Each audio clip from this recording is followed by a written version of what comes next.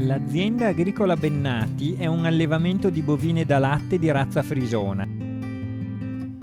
Attualmente sono presenti circa 700 capi in lattazione. Le bovine in lattazione sono allevate in stalle a stabulazione libera su cuccetta. Le cuccette sono a buca. Il materiale di lettiera utilizzato è la paglia. Le corsie di servizio e di alimentazione sono in pavimentazione piena e vengono pulite una volta al giorno con pala meccanica.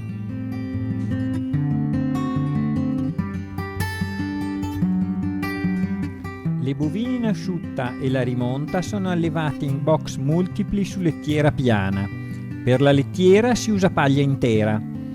La pulizia completa dei box avviene circa una volta al mese. A metà tra una pulizia completa e la successiva viene eseguita un'integrazione aggiungendo nuova paglia per mantenere la zona di riposo asciutta. Il letame rimosso dalle stalle viene accumulato in una concimaia scoperta in attesa di essere avviato alla digestione anaerobica.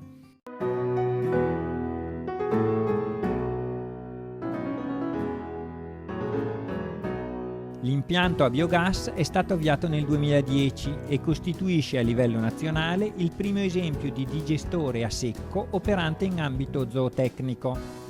È costituito da 11 celle di fermentazione in calcestruzzo, dotate di portoni frontali a tenuta d'aria. Le celle o digestori sono riscaldate da una serie di tubazioni inserite nel pavimento, in cui scorre acqua calda a 50 gradi proveniente dall'unità di cogenerazione. Ogni cella è indipendente dalle altre. Ognuna viene caricata con circa 500 tonnellate di prodotto, tra letame, insilati e digestato, proveniente dal ciclo precedente che viene impiegato come inoculo per garantire l'avvio rapido del processo. Il ciclo di fermentazione dura 28 giorni ed è in regime mesofilo.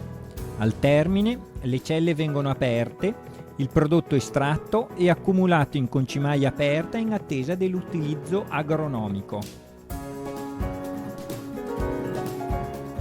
Prima della chiusura viene posizionata una griglia metallica per contenere il materiale in cumulo, a protezione dei portoni e degli operatori al momento dell'apertura.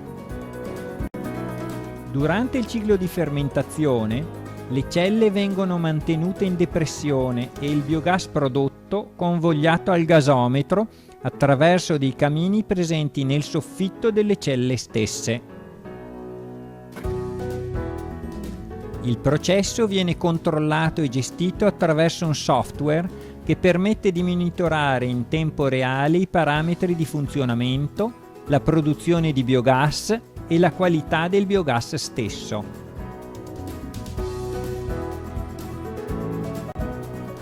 Il gasometro è posizionato al secondo piano dell'edificio che ospita le celle di fermentazione.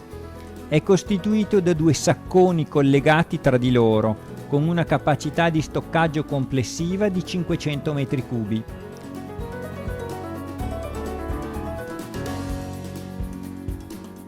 Dal gasometro il biogas viene inviato a un gruppo frigorifero per la condensazione del vapore acqueo e poi all'unità di cogenerazione. Questa è costituita da 3 motori endotermici con una potenza elettrica utile di 950 kWh.